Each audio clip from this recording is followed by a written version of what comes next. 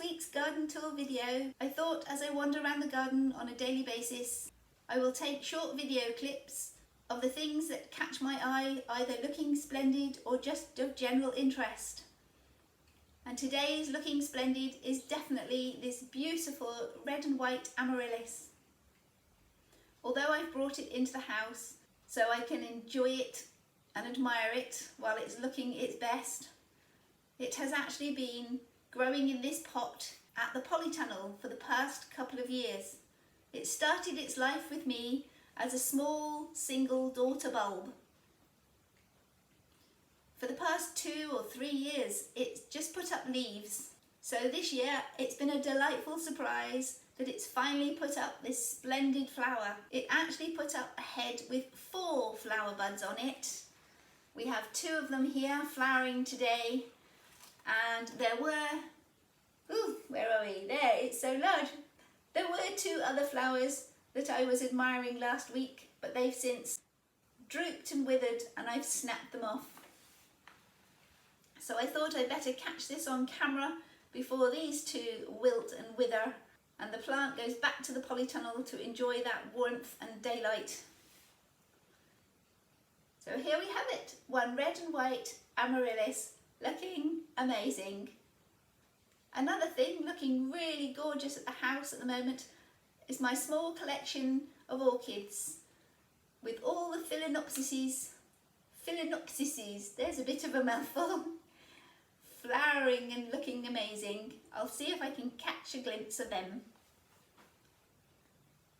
So here we have my collection of Philanopsis orchids, all looking really pretty at the moment. They've been flowering for a few weeks and I expect them to continue for several more weeks to come. And if I pan down on this set of shelves, there's actually another one at the bottom, all spotty and speckly and splendid.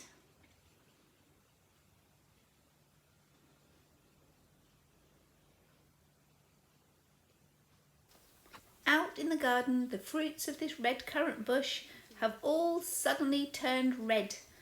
We've had some rain lately as well, so they're fat and glossy and juicy. I have 2 red currant bushes, and this one always seems to ripen first, a few weeks ahead of the other one, so I get a nice long harvesting season. For those of you that haven't had a red currant before, they have a slightly lemony tang to their flavour. If you're not keen on that lemony tang, they also make a wonderful jam, so that will sweeten them up just nicely. I personally really enjoy their slight lemon tang and happily munch them straight from the bush.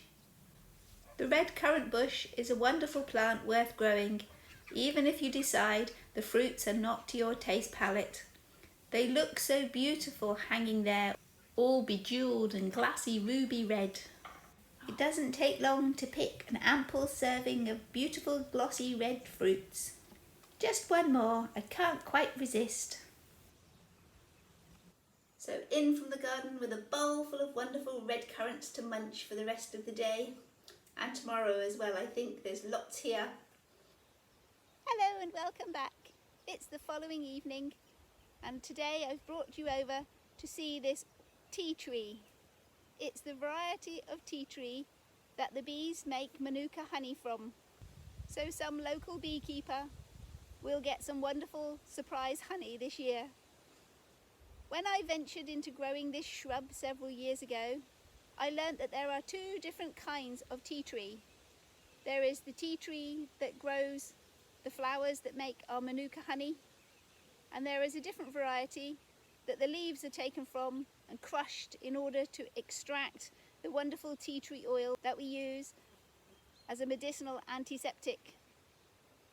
I'll put the names of the 2 different sorts up on the screen. We'll have manuka honey here, and next, tea tree oil.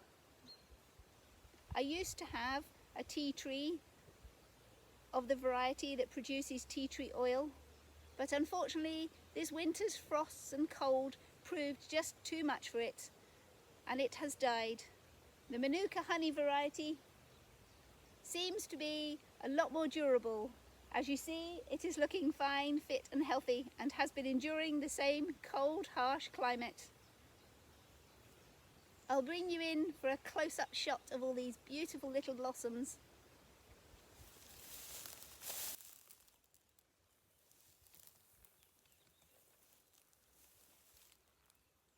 So many little flowers.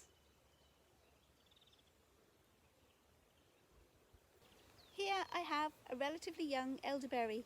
Nothing particularly special, but the reason for bringing you over to see it this evening is it is absolutely jam-packed with black fly. I'll bring you in so you can see.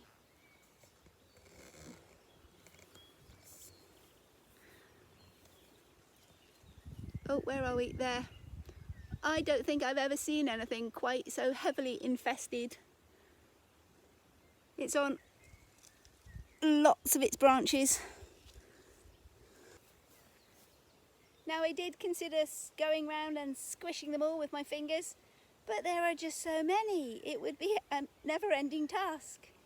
Even so, I think this shrub is probably hardy enough and big and strong enough to cope with it, and I'd rather they were on here than on my precious vegetables.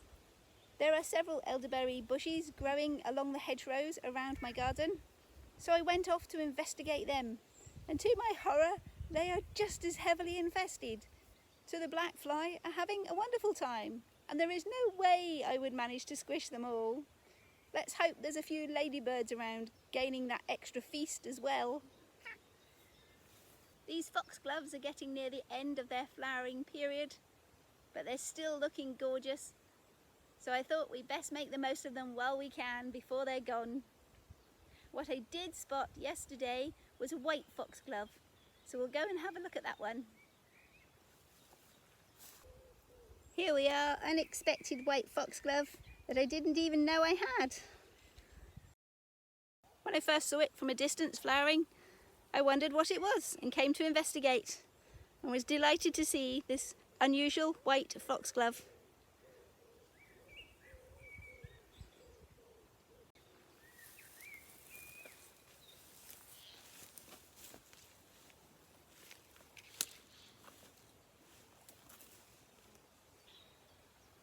And here I am on my knees in the meadow full of gorgeous oxeye daisies.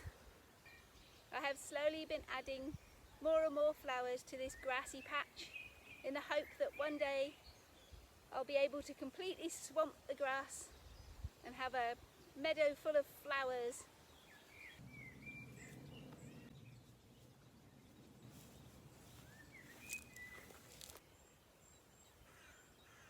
In this little netted tent I have my sunflowers and delicatus squash. The net is more to keep the deer and rabbits away than any bugs or insects. Once they get a little bit bigger, they're not such a tasty munch, and they'll be safe enough without their netting. But until they start touching the roof, I'm happy to keep them covered. The first of the outdoor potatoes are starting to flower today as well, so we'll soon be harvesting. Yay! Though I've got lots from the polytunnel still to use up, so there's no rush for these.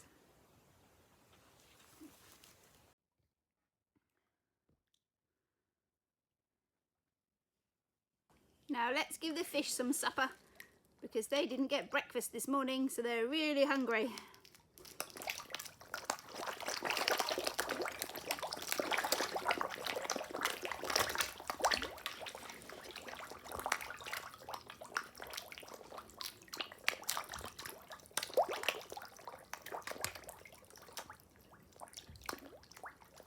Oh my goodness, you'd think they hadn't been fed in a week.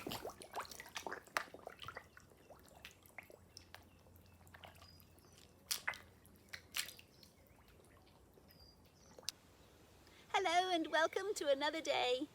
The first garden delight today is this miniature water lily that is just putting out its first flower of the season.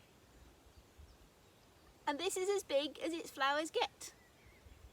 It will have more as the summer continues, but this is its first one. So it's a really good plant for anyone gardening in a small space. A small tub or large bucket, and this water lily will fare quite nicely. My water lily sitting in an old bath.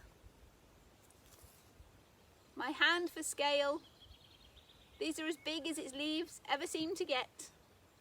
Year on year it does produce more leaves, but they never get any larger. And as the plant has been taking up more space, it puts on more and more flowers. And here I see the grapevine is just starting its little bunches of grapes. They're very small at the moment, no bigger than my finger.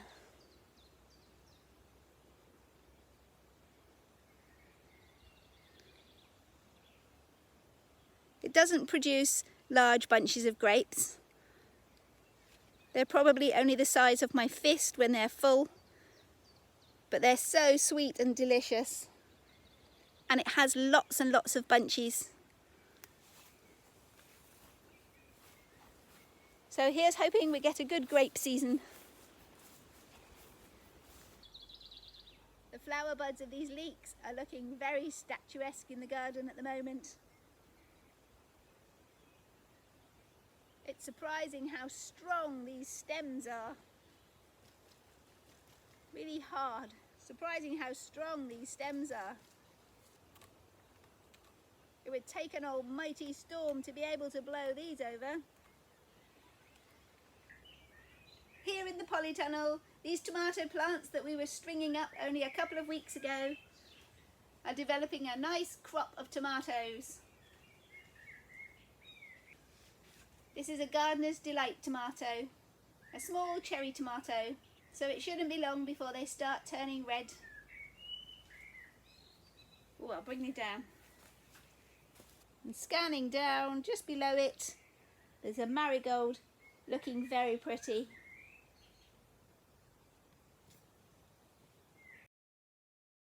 All these onions are starting to fatten up nicely, so I'm looking forward to harvesting those in a few weeks.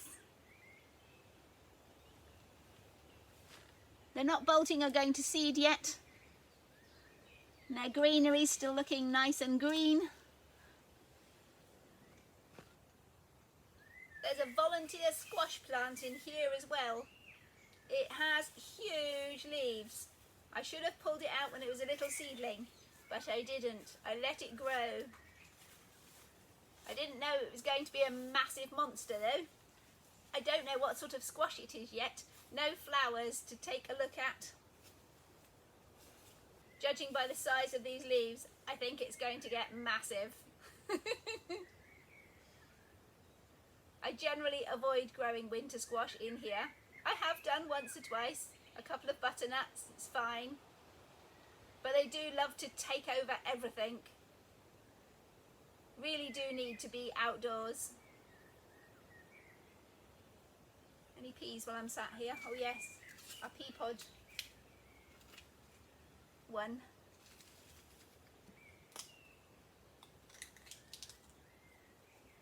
Yum. I won't want any supper. I've already been eating strawberries. More peas. Delicious. This gorgeous display of flowers behind me volunteered itself in the pathways of the polytunnel this spring. And as they weren't getting in the way, I allowed them to grow. I'm very pleased I did. They're looking splendid. Probably better than anything I planted on purpose. I particularly like the antirrhinums. They're a great fun flower. I pick off a head and squeeze it on either side so we can have a conversation. Hello viewers! Are you enjoying the garden tour today? The kids love them and so do I. Little talking flowers. If you've enjoyed today's video, don't forget to click that like button and let me know. Click subscribe and YouTube will make sure you see my next video. So bye for now and we'll see you next time. And don't forget, whatever you're doing, have fun doing it.